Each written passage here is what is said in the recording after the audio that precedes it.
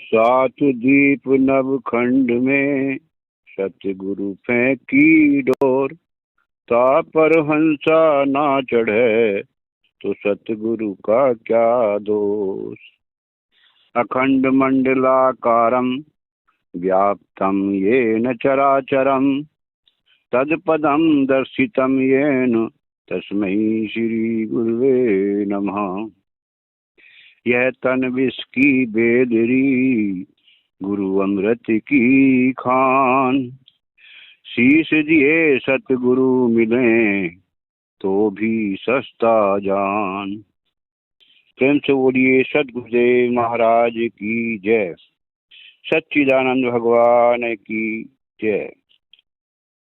आज परमपिता परमात्मा की असीम कृपा से हम सबको एक शुभ समय मिला सत्संग सुनने का।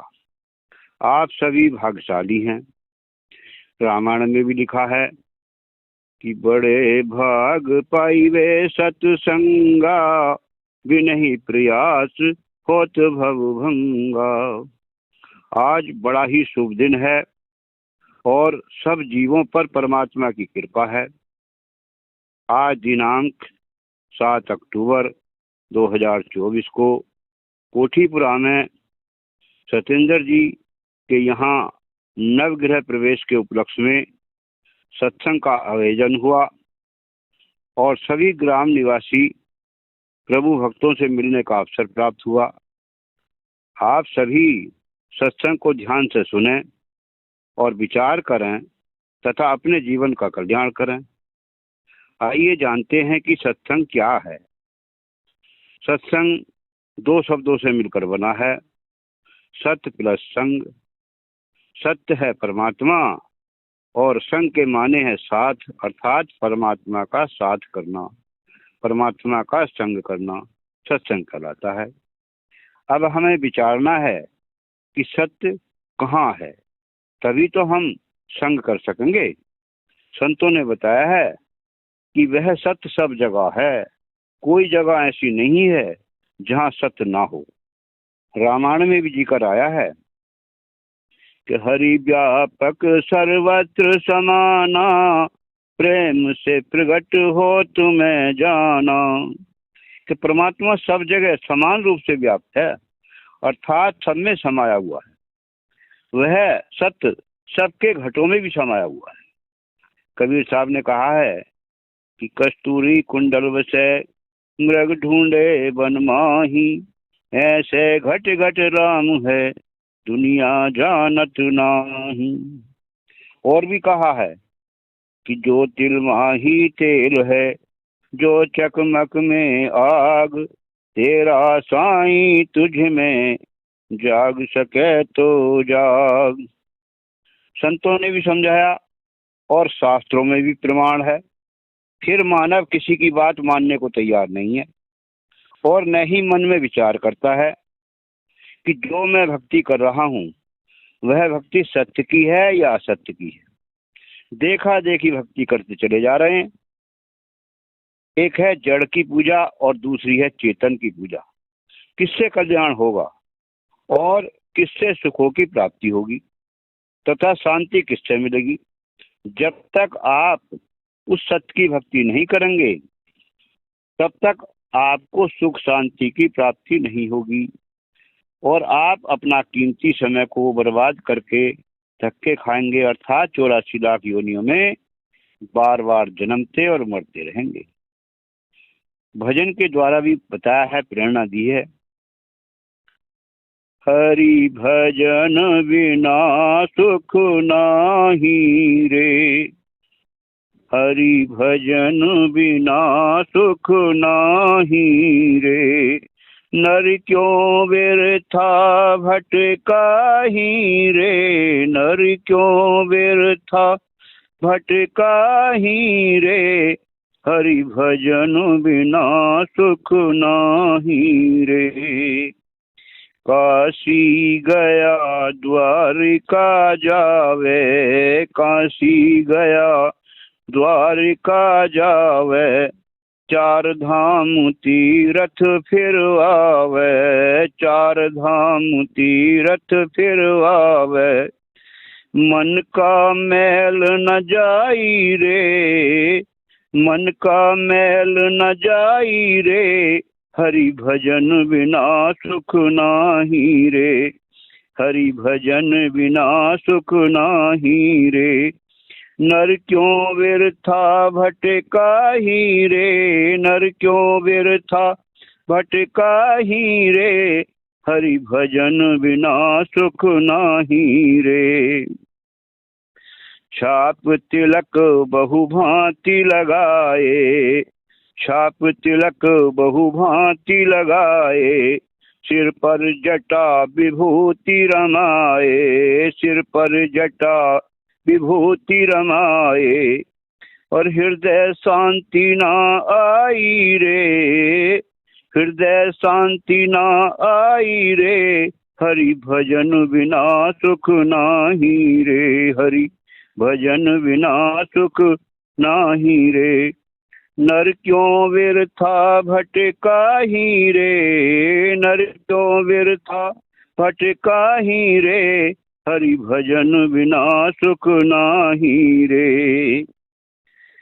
वेद पुराण पढ़े बहु भारी, वेद पुराण पढ़े बहु भारी, खंडन मंडन उमर गुजारी, खंडन मंडन उमर गुजारी, बिरथा लोक बड़ाई रे, बिरथा लोक बड़ाई रे, हरि भजन बिना सुख नाही रे, हरि भजन बिना सुख नाही रे, नर क्यों व्यर्था भटकाही रे, नर क्यों व्यर्था भटकाही रे, हरि भजन बिना सुख नाही रे।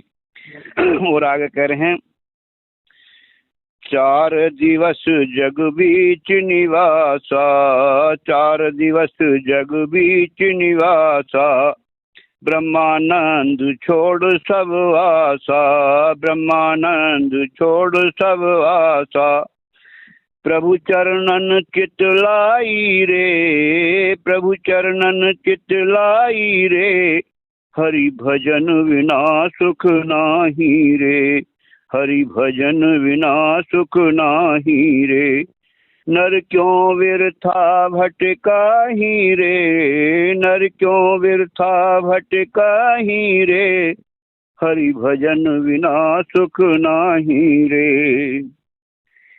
ब्रह्मानंद जी ने समझाया है कि चाहे आप काशी, द्वारका और चारों धाम की यात्रा कर लो और सब तीर्थों में स्नान कर लो, लेकिन मन का मैल नहीं जाएगा, अर्थात मन निर्मल नहीं होगा।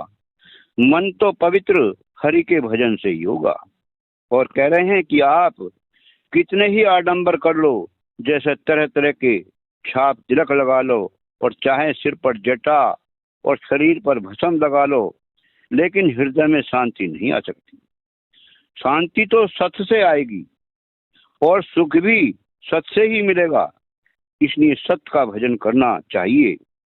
और बताया है कि आप वेद पुराण तथा शास्त्र कितने भी पढ़ लो, लेकिन उस सत्य की खोज नहीं कर पाओगे और सारी उम्र खंडन मंडन अर्थात निंदा चुगली में समय को नष्ट करके मान बढ़ाई में फंसे रहोगे। संसार में 4 दिन का जीवन है, अर्थात समय थोड़ा है, इसलिए सब आशाओं को छोड़कर उस सत्य प्रभु के चरणों में चित्त लगाकर भजन करो। और भजन सुमरन प्रभु के सच्चे नाम से होगा और वह सच्चा नाम किसी संत की शरण में जाकर मिलेगा। संतों ने कहा है कि नाम लिया तिन सब लिया, लिया सकल का भेद, बिना नाम नर के पढ़ा, चाहे पढ़ता चारों वेद। तो देखिए कितने भी शास्त्र पढ़ लो अहंकार आ जाएगा। बता रहे हैं कहानी के द्वारा सर्वानंद सब शास्त्रों को पढ़कर उनके अंदर अहंकार भर गया। अपने समान किसी को नहीं समझते थे। शास्त्रार्थ में सब विद्वानों को पराजित कर दिया था। एक दिन सर्वानंद अपनी माँ से कहने लगा कि माता, मेरा नाम सर्वाजीत रख दो। माता ने कहा, तेरा नाम सर्वाजीत क्यों रख दूं? क्या तूने सबको जीत लिया है? सर्वानंद कहने लगा कि हाँ, मैंने सबको जीत लिया है। तब माँ ने कहा कि तू काशी में कबीर साहब को जीत लेगा तो तेरा नाम सर्वाजीत रख दूंगी। तब सर्वानंद ने कहा कि माता, यह कौन सी बड़ी बात है? आज ही मैं कबीर को शास्त्रार्थ में हराकर अपनी जीत हासिल करूंगा। अभी फौरन जाता हूं और जीत कर लौटूंगा। इतना कहकर सर्वानंद चल दिया और कुछ समय में ही कबीर साहब के पास पहुंचकर कहने लगा कि मैं आपसे शास्त्रार्थ करने आया हूं। कबीर साहब ने कहा कि मैंने तो कभी शास्त्र पढ़े ही नहीं, मैं तो अनपढ़ हूं। और कहा कि मसी कागज छुओ नहीं, कलम गही नहीं हाथ। तब सर्वानंद ने कहा कि आप शास्त्रार्थ नहीं करोगे तो आप अपनी हार मान लो। कबीर साहब ने कहा कि ठीक है, मैं अपनी हार मानता हूं। तब सर्वानंद ने कहा कि एक कागज पर लिख कर दो कि मैं हार गया और सर्वानंद जीत गया। कबीर साहब ने कहा कि मैं लिखना भी नहीं जानता, आप स्वयं ही लिख लो। तब सर्वानंद ने एक कागज पर लिखा कि कबीर साहब हार गए, अर्थात अपनी हार स्वीकार कर ली और सर्वानंद जीत गया। इतना लिखकर कबीर साहब से कहा कि आप अपने हस्ताक्षर कर दो। तब कबीर साहब ने कहा कि मैं हस्ताक्षर करना भी नहीं जानता। तब सर्वानंद ने कबीर साहब का अंगूठा लगवाकर कागज अपनी जेब में रखकर चल पड़े और अपने घर जाकर अपनी माता से कहने लगे कि माता, अब तो मेरा नाम सर्वाजीत रख दो, क्योंकि आपने कहा था कि तेरा नाम सर्वाजीत जब रखूंगी जब तू कबीर साहब को जीत लेगा। अब मैंने कबीर साहब को हराकर अपनी जीत हासिल कर ली। तब माता ने कहा कि कोई प्रमाण है? तब सर्वानंद ने जेब से कागज निकाला और माता से कहा कि यह कागज प्रत्यक्ष प्रमाण है। तब माता ने कहा कि तू इसको पढ़कर सुना। तब सर्वानंद ने कागज को पढ़ा तो उसमें लिखा था कि सर्वानंद हार गया और कबीर साहब जीत गए। तब माता ने कहा कि तू तो यह कह रहा था कि मैं जीत कर आया हूं, अब तू ही बता मैं तेरा नाम सर्वाजीत कैसे रख दूं? तब सर्वानंद ने कहा कि माता, ऐसा कैसे हो गया, क्योंकि यह कागज तो मैंने ही लिखा था, कबीर साहब ने तो अपना अंगूठा ही लगाया है, कहीं मेरे द्वारा ही लिखने में गलती हो गई है। मैं अभी दोबारा जाता हूं। और ऐसा कहकर सर्वानंद चल पड़ा और कबीर साहब के पास पहुंचकर कहने लगा कि मुझसे कोई गलत लिखा गया है। तब कबीर साहब ने कहा कि आप अब की बार ठीक करके लिख लो, मैं तो अंगूठा लगा ही दूंगा। तब सर्वानंद ने दोबारा कागज पर लिखा कि सर्वानंद जीत गया और कबीर साहब हार गए, और कबीर साहब का अंगूठा लगवाकर चल दिया। सर्वानंद फिर अपनी माँ के पास पहुंचकर कहने लगा कि अब ठीक से लिख कर लाया हूं। तब माता ने कहा कि कागज पढ़कर सुनाओ। तब सर्वानंद ने जेब से कागज निकालकर फिर पढ़ा तो उसमें लिखा था कि सर्वानंद हार गया और कबीर साहब जीत गए। तब माता ने कहा कि बेटा, तुझे अहंकार हो गया, कबीर साहब को कोई नहीं जीत सकता, वह तो स्वयं परमात्मा है और सदगुरु हैं और सतलोक से आए हैं। इनको सब कोई नहीं पहचान पाते हैं, वह तो चारों युगों में आते हैं और ज्ञान गोष्ठी में उनको कोई नहीं हरा सकता।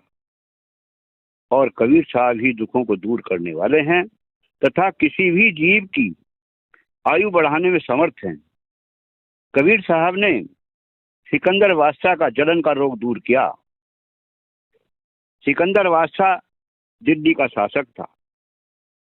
सिकंदर को जलन का रोग हो गया था। सभी मुल्ला मौलवी, वैद, हकीम, डॉक्टर, झाड़ फूंक वालों को बुलाकर इलाज करवाया, लेकिन कहीं से भी कोई फायदा नहीं हुआ और जलन का रोग बढ़ता ही चला गया। बादशाह बेचैन रहने लगा। जहां भी कोई बताता वहीं इलाज के लिए जाता, लेकिन कहीं से भी ठीक नहीं हुआ। एक बार किसी ने बादशाह से कहा कि काशी शहर में एक कबीर साहब हैं जो आपके रोग को अवश्य ठीक कर देंगे। सिकंदर बादशाह को विश्वास नहीं होता था, लेकिन फिर भी विचार करा। सिकंदर बादशाह काशी को चल दिए और काशी में पहुंचकर राजा वीर सिंह के यहाँ गए और राजा वीर सिंह से कहा कि आपके नगर में कबीर नाम के कोई संत रहते हैं। मुझे जलन का रोग हो गया है और कहीं से भी मैं ठीक नहीं हुआ। मुझे पता चला है कि वह तुझको अवश्य ठीक कर देंगे, इसलिए उन्हें आप अपने यहाँ बुलवाकर मुझसे मिलवाओ। राजा वीर सिंह ने कहा कि संतों को आदेश नहीं दिया जाता है और हमें उनकी जरूरत भी है, इसलिए उनके पास चलकर जाना ही उचित होगा। सिकंदर बादशाह ने कहा कि आपने ठीक कहा है, इसलिए हम दोनों उनके पास चलते हैं। किसी ने बताया कि शाम का समय है और शाम के समय कबीर साहब अपने गुरु रामानंद के आश्रम पर आते हैं। संध्या आरती के समय आकर संध्या आरती अवश्य करते हैं। तब राजा वीर सिंह और सिकंदर बादशाह रामानंद के आश्रम पर पहुंच गए। तब वहां जाकर पता चला कि कबीर साहब बाहर गए और अभी यहाँ पर नहीं है। तब सिकंदर बादशाह ने वहां पर एक सेवकदार से कहा कि रामानंद से जाकर कहो कि दिल्ली के बादशाह सिकंदर लोधी आए हैं, आपसे मिलना चाहते हैं। तब सेवादार ने रामानंद जी से जाकर ऐसे ही कह दिया। तो रामानंद जी ने कहा कि मैं मलेच्छों का मुख देखना नहीं चाहता। इतनी बात बाहर खड़े हुए सिकंदर बादशाह ने भी सुन ली और क्रोध में भरकर अपनी तेज तलवार के द्वारा रामानंद जी का सिर धड़ से अलग कर दिया। तब वहां पर शोक छा गया। इतना करने के बाद बादशाह को अपने किए कर्म पर बड़ा पछतावा हुआ और बाहर खड़ा होकर सोचने लगा कि तूने यह अपराध क्यों कर दिया। अब तो तेरा रोग भी दूर नहीं होगा, क्योंकि जिसके गुरु को मार दिया तो वो मेरे को माफ नहीं करेगा। ऐसा निराश होकर राजा वीर सिंह और सिकंदर बादशाह आश्रम से मुड़कर वापस चलने को हुए। तभी सामने से कबीर साहब आते नजर आए। तब आगे बढ़कर राजा वीर सिंह ने कबीर साहब को दंडवत प्रणाम किया। ऐसे ही देखा देखी सिकंदर बादशाह ने भी कबीर साहब के चरणों में दंडवत प्रणाम किया। कबीर साहब की दया हुई और सिकंदर बादशाह का जलन का रोग अति शीघ्र दूर हो गया। सिकंदर बादशाह को विश्वास हुआ कि यह तो खुदा ही है, लेकिन सिकंदर बादशाह हाथ जोड़कर कह रहा है कि मालिक मेरा कसूर माफ कर दो, मेरे से गलती हो गई है। कबीर साहब सब कुछ जानकर भी कह रहे हैं कि आपसे क्या गलती हुई है। तब उसने सारी कहानी सुनाई। तब भी कबीर साहब को कोई क्रोध नहीं हुआ और कहा कि आप चिंता ना करें, यह भी ठीक हो जाएगा। जो भी हुआ वह सब ठीक हुआ और परमात्मा की इच्छा से ही हुआ। कबीर साहब ने सिकंदर बादशाह के सामने ही रामानंद की गर्दन को जोड़कर उनको जीवित कर दिया। तब सिकंदर को और भी पक्का विश्वास हो गया कि यही वास्तविक खुदा हैं। तब सिकंदर बादशाह ने कबीर साहब के चरणों में गिरकर माफी मांगी और कबीर साहब को अपना गुरु मानकर मुरीद हो गए। सिकंदर बादशाह का पहले से ही शेख तकी नाम का पीर था। सिकंदर बादशाह उसको अपना पीर मानते थे और उनकी सलाह से ही कार्य करते थे। अब शेख तकी को पता चला कि सिकंदर बादशाह ने अपना गुरु कबीर को बना दिया है, तब शेख तकी को जलन पैदा हो गई। उसके मन में विचार आया कि अब तेरी कदर कम हो जाएगी। इसलिए कबीर साहब का विरोध करने लगा और बादशाह को अनेक तरह से बहकाने की कोशिश करने लगा और बादशाह से कहा कि कबीर कोई तांत्रिक है, जनता को मूर्ख बनाता है, यह जादू टोना भी जानता है, इसलिए आपको बड़ी हानि हो सकती है, जनता पर इसका बुरा प्रभाव पड़ेगा और आपकी गद्दी भी आपके हाथ से जा सकती है। तब बादशाह ने कहा कि कबीर साहब खुदा हैं। तब शेख तकी ने कहा कि बादशाह इसकी परीक्षा ले लो, यदि सही में निकला तो आपको मेरी बात माननी पड़ेगी। बादशाह ने कहा ठीक है। तब शेख तकी ने कहा कि देखो, यह मुर्दा नदी में बहा जा रहा है, आप कबीर को बुलाकर कहो कि इस मुर्दे को जिंदा कर दो। यदि यह मुर्दा जिंदा नहीं हुआ तो आप झूठे साबित होंगे और आप सबको भरमा रहे हैं, इसलिए आपको फांसी की सजा मिलेगी। तब कबीर साहब को बुलाकर ऐसा ही कहा। कबीर साहब ने कहा कि कितने दिन की यह घास बही जा रही है, यह कैसे जिंदा हो सकती है। तब शेख तकी ने कहा कि अब काम बन गया, क्योंकि यह मुर्दा जिंदा होगा नहीं और कबीर को फांसी लग जाएगी और मेरा रास्ता साफ हो जाएगा। बादशाह फिर मेरे कहने में ही चलेगा।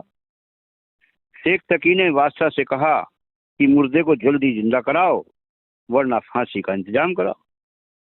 तब बादशाह शेख तकी की और कबीर साहब एवं अन्य लोग नदी के किनारे पर गए और सबके सामने कबीर साहब ने उंगली से मुर्दे को इशारा दिया।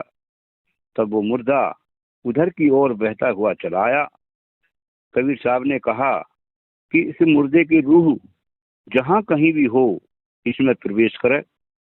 तब एक चमत्कार हुआ, मुर्दे के अंदर रूह प्रवेश होते ही लड़का जीवित हो गया।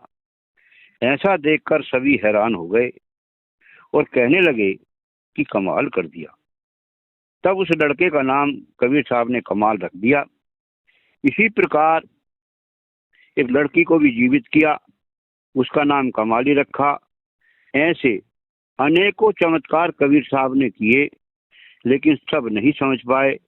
सिर्फ वही समझ पाया जिनके ऊपर मालिक की मेहर हुई, अर्थात जिनके पहले जन्मों के पुण्य थे, उन्हें ही मालिक पर विश्वास होता है और वही सत्य धर्म को अपनाते हैं और उस पर चलकर अपना जीवन धन्य बनाते हैं। सत्साई।